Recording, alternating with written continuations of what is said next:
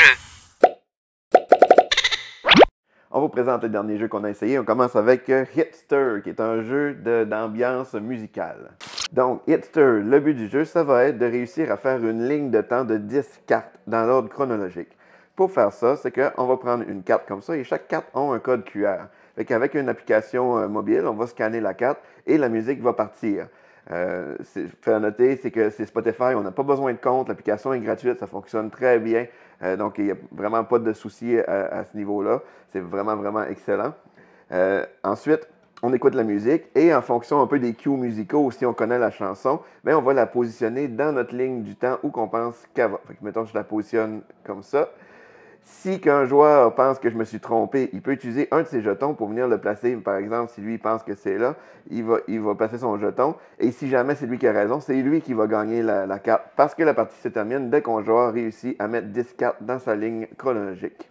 Donc, par exemple, si je regarde ma carte, là, je me suis clairement trompé, 2010, et c'est le joueur qui a réussi. Donc, là, c'est le joueur qui gagne la carte et le place dans son jeu à lui, comme ça, et le jeton est défaussé.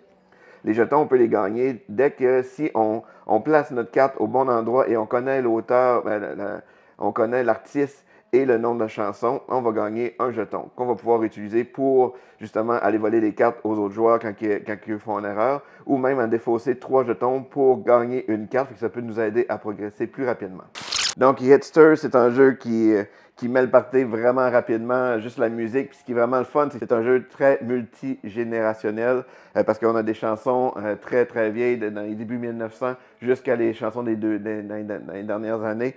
Donc, ça couvre très large. Et ce qui est le fun aussi, c'est que il y a plusieurs boîtes. On a Plaisir coupable, qui est un peu les One Hit Wonder. On a la version francophone ou la version originale, dans le fond, anglophone. C'est très bon, c'est un excellent jeu qui est Hitster.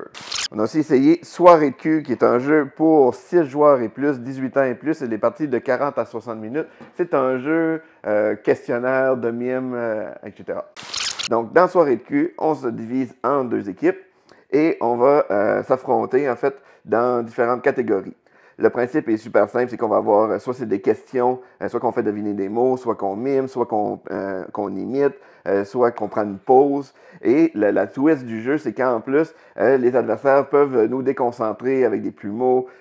Parfois, il y a des catégories qu'il va falloir utiliser différents objets comme ça, comme le masque, comme les menottes. Donc, ça amène un petit peu de piquant dans la partie. Donc, Soirée de cul, c'est un jeu de party, sauf que la thématique, c'est tout est par rapport au son cul. C'est pas un jeu érotique, même si c'est des objets qu'on peut voir dans des contextes sexuels. C'est vraiment un jeu qu'on peut jouer entre amis. Et puis, il n'y a rien de vulgaire dans le jeu lui-même. C'est vraiment, ça va toujours être, par exemple, faire deviner des mots qui ont la sonorité cul dedans.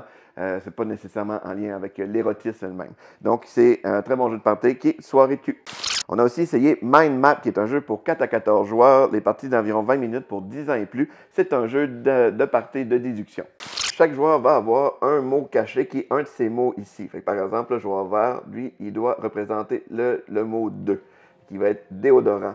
Donc, il va venir à go. Tous les joueurs vont venir mettre leur curseur par rapport au mot déodorant, par rapport aux caractéristiques qui est ici. Donc, plus que je le mets en haut, plus que mon objet rebondit. Si je le mets vers la droite, c'est un incontournable pour un mariage réussi.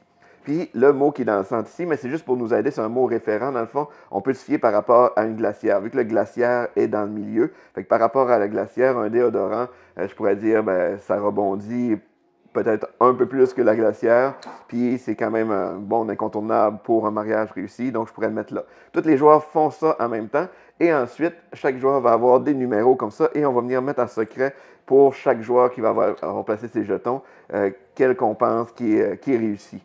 Et ensuite, c'est comme ça qu'on va faire les points pour gagner la partie. Donc, Mind Map, c'est un jeu ingénieux, c'est vraiment le fun, puis c'est un jeu qui suscite de belles discussions. Donc, c'est à essayer, qui est Mind Map.